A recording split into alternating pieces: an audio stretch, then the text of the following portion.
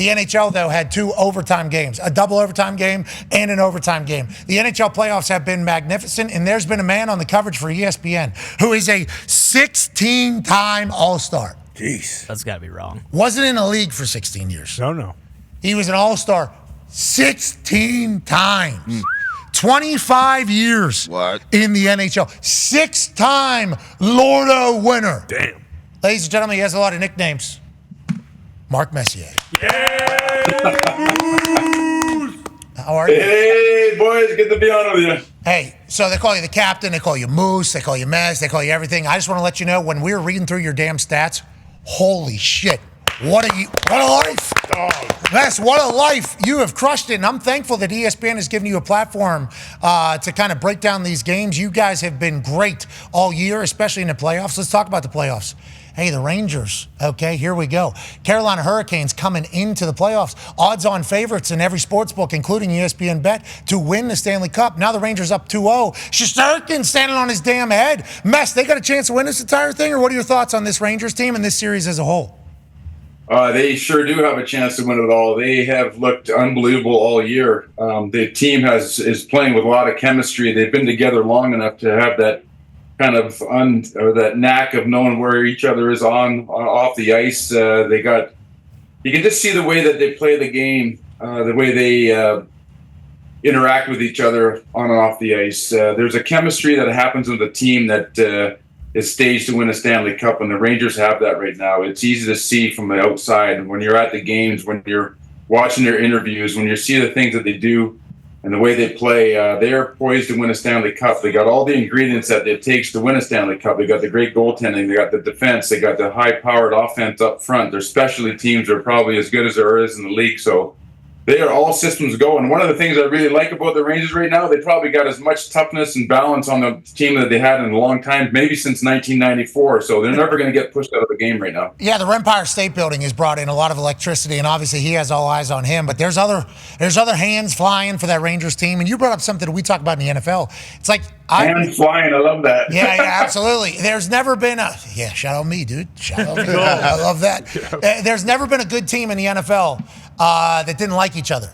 Every good team I've ever been on in football or any sport, they've all liked each other. I think that's what you're referring to the Rangers. It's like the way they interact. It's seemingly chemistry through the roof, camaraderie. The boys like each other. They're playing for each other as well. That's big in the NHL too.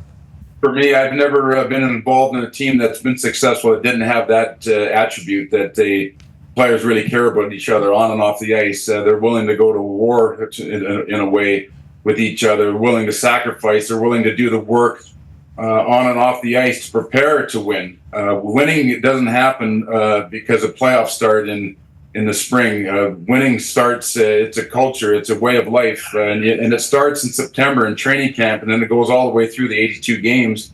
And the Rangers and the other teams as well have been trying to do this for a lot of years now, but the Rangers, in my opinion, are a team that's been knocking on the door for a couple of years. They suffered a harsh setback last year. They got punched in the nose when it wasn't expected.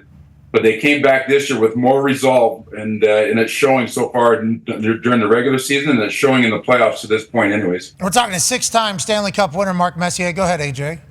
6. Mark, what do you think it would mean for that city? I'm sure we know New York City with the Knicks, the Rangers, what's going on. You know firsthand what it's like to win a cup there. What would it mean, you think, to the city right now after all this time?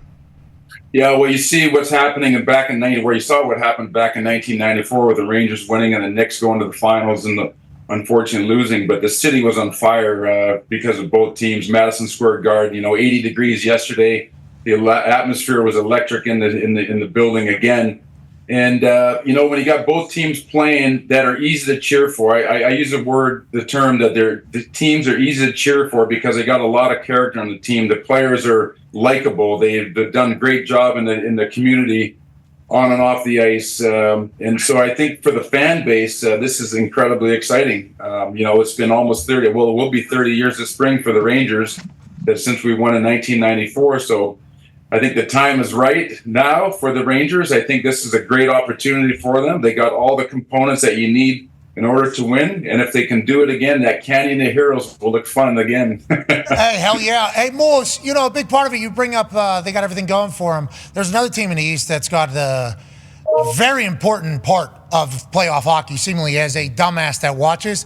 The goaltending's the real deal. Go ahead, Con, man. Yeah, Moose, it feels like the Bruins have kind of hit this different level for their team, and it all starts with Jeremy Swayman. He's been absolutely phenomenal for these last few games. I think he's 5-2 overall in the playoffs. But when you're playing on a team that has a goalie like Swayman, like Igor last night, how great is that just for the mentality of the team? Like going into tonight for the Bruins, because of the way Swayman's been playing, does that just add a massive motivation or a massive assurance like, hey, we got one of the best guys in net back there. We just need to get out there, score a couple goals, and we're going to go back to Boston with a 2-0 lead? Or what's the mentality there for a team when you do have a goaltender in the net like a Jeremy Swayman? Well, I was fortunate in my career through the 25 years that I played, I have that kind of goaltending, starting with Grant Fuhrer and Andy Moog at Edmonton, and then Billy Ranford. Mulligan! Oh, yeah. What a dog. And then Billy Ranford taking us to our 5th cup in Edmonton, and of course Mike Richter and Glenn Richter in New York. So it's everything. The goalie's the backbone of the team. There's a reason why you follow the goalie onto the ice every game, because you know that the goalie, in so many ways, can give you confidence the way he plays. It allows the team to play freely because you know you're going to get the stops that are required in order to win. And the character of the goalie is incredible. The preparation that they have to do in order to play each and every game, it rubs off on the team. And I always have so much reverence for the goalies that I played with, that we won with.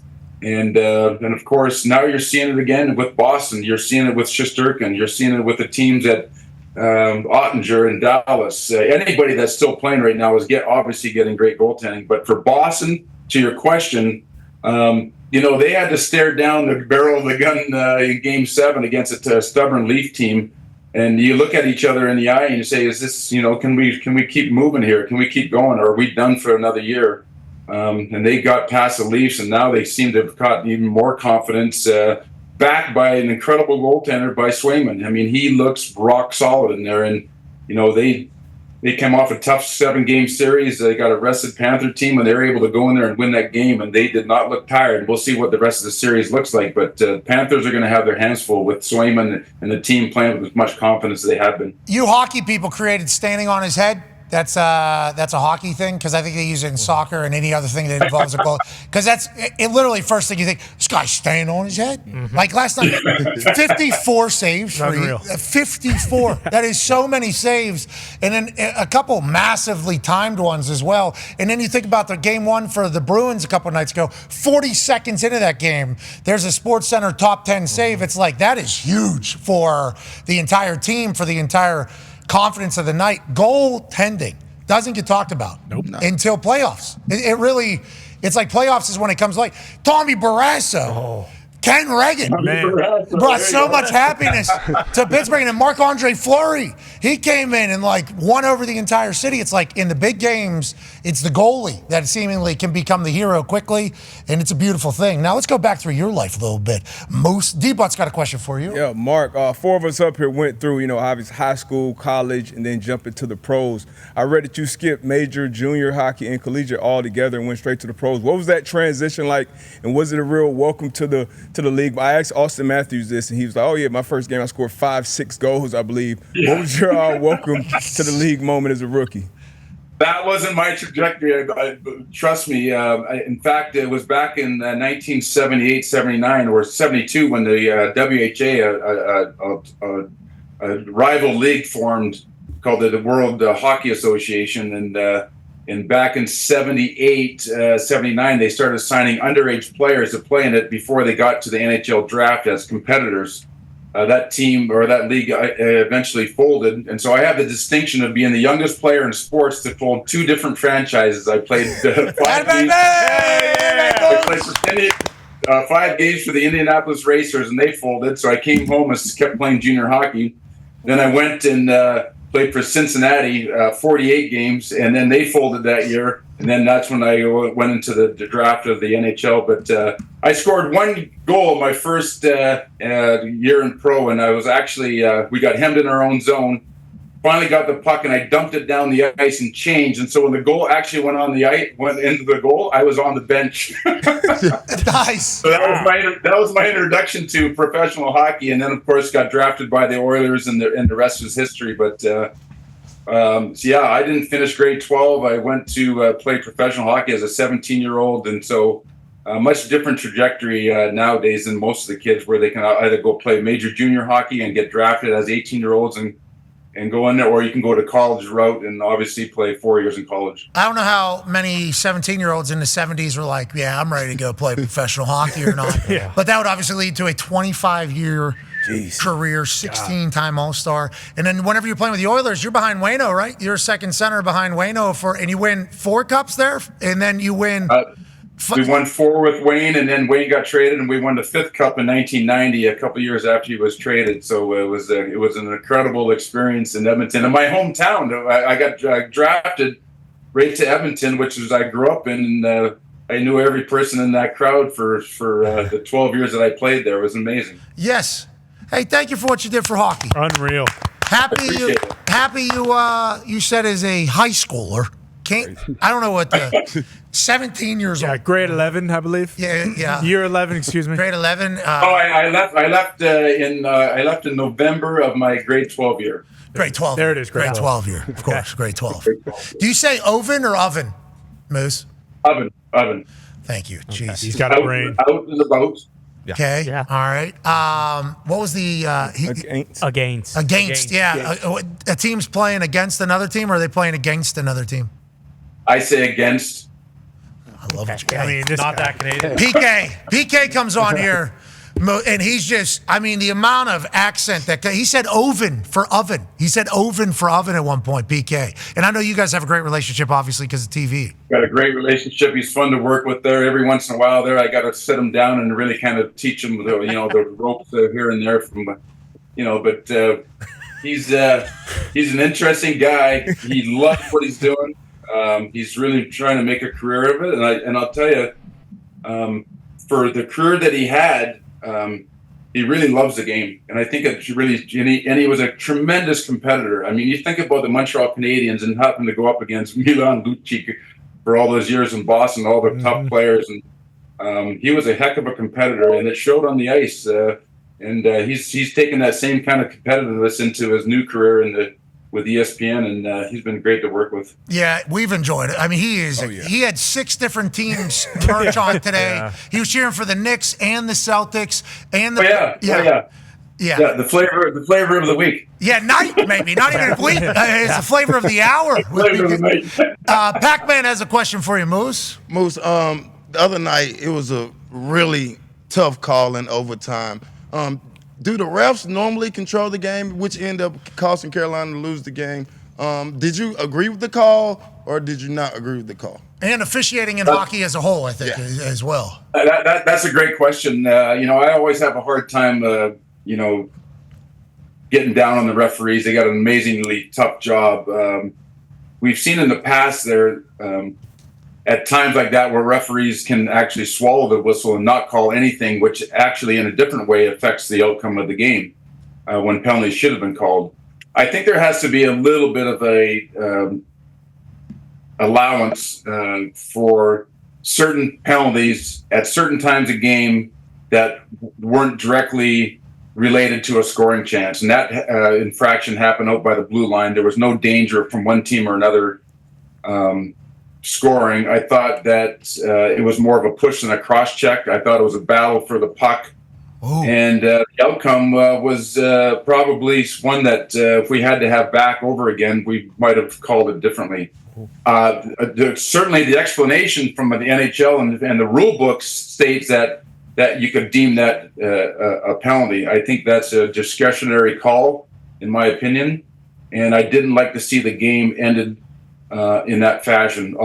Obviously, I'm a little biased to the Rangers, so I'm happy they won the game. But I think if I put my hat on for the Carolina fans and their organization, the coaches and the players, to end the game on that seemed to be a little bit off. And unfortunately, but I will say on the flip side of that, you guys, is that you are going to get over a 7-game series. You're going to get some good calls that go your way. You're going to get some bad calls that go your way. But over the 7-game series, the better team will eventually win, and it'll overcome any bad calls that come their way there.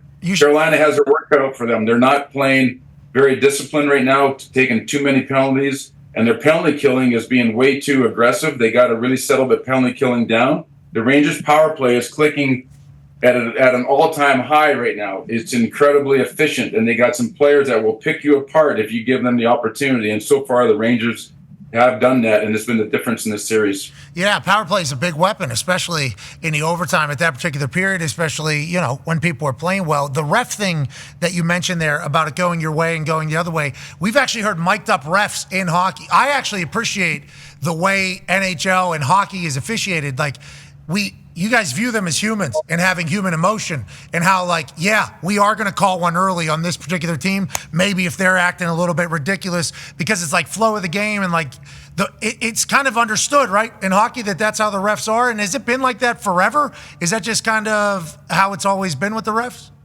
Yeah, and every referee is different. They're different people, and they're going to see the game differently. And you got to adjust. You got to be able to adjust to every referee that plays. And I always like the referee or one or two referees that continued on throughout the series there, because you could kind of get a feel of how they were going to call the game. And you could also, they understood that the game within the game that was happening, like a guy like Rempe and getting into someone's kitchen or getting into the crease, or Svechnikov hitting and taking out Shesterkin last night. So they get to know the nuances that are happening in the series, and they can adjust to it themselves. And I agree with you. I think that the referees do such an amazing job, because they really know the game. And more importantly, they know the game within the game, which you guys all know about being in sports. There's a lot of things that are happening away from the puck. There's a finite amount of ice, a room on the ice, and every player has got to go to a certain area on the ice in order to score a goal. And it's my job to not let you get into that area on the ice. And so it becomes a test of wills, and who wants to get to that space more, and who's willing to stay there and take the punishment to stay there. So there's a lot going on all inside the context of a hockey game, not just what you actually see the players going up and down the ice. There's internal battles going on, and that's what makes playoff hockey, in my opinion, so incredibly special, is that because it's not for the faint of heart. You got to be willing to pay the price to get in those hard areas. You got to be willing to embrace the pain, as we've been hearing so much about this playoff season. So it's fascinating, the matchups, Carolina going home now, making the adjustments. This is strategic warfare. This is physical warfare. This is like I say, not for the faint of heart. It's the teams that are willing to kind of be able to change and pay the price in order to win will eventually get there. Hell yeah, Moose. The speed, the skill, the intricacies, the strategy, the barns. I mean, it's NHL playoffs are magical. It's growing up in Pittsburgh, I was lucky, especially during the era in which I grew up. It's like, okay, I got to experience playoff hockey, not only from, in the building, but like the city itself. It's like, here we go. In the NHL, hey, ratings through the roof right now, Moose. Last night, 2 overtime games. The NBA had 2 20-point blowouts. Let's go. Let's go, Moose. The NHL right now, and the amount of talent in the league and the parity in the league, every night you never know who's going to win, which makes it so compelling. The 16 teams that make the playoffs now, you got to have a tremendous 80-game regular season just to make the playoffs. It's not like you can just throw your hat in the ring. Sounds like you just took a shot at Pittsburgh, Moose. I get it. Oh. Okay? I get it. Yeah. Okay. It's all fun and games, huh? The era's over, Moose. We get it. We're dead. We're dead. Hey, look, they've had a pretty darn good run. I don't think there's there's not a team in the league that wouldn't take their success in Pittsburgh. Amen. From your mouth to the Lord's ears. Amen. We appreciate the hell out of you. Hopefully we'll get a chance to chat with you again as the playoffs roll on. I look forward to coming back on. Thanks for having me, you guys. You're the man. What's TCU connection? My daughter okay. just got admitted to TCU, so I wanted to wear a hat in support of my daughter. She's very excited. Hey, congratulations. Yeah. What is it? It's Horn 2 of them, right? Horn Frogs. Yeah, I think you do this one. I think this is the play. I think you're going to see a lot of this 2-seam fastballs. Horn Frogs. That's what we're talking about right here. We appreciate you, ladies and gentlemen. 16-time All-Star, Mark Messier. Yeah.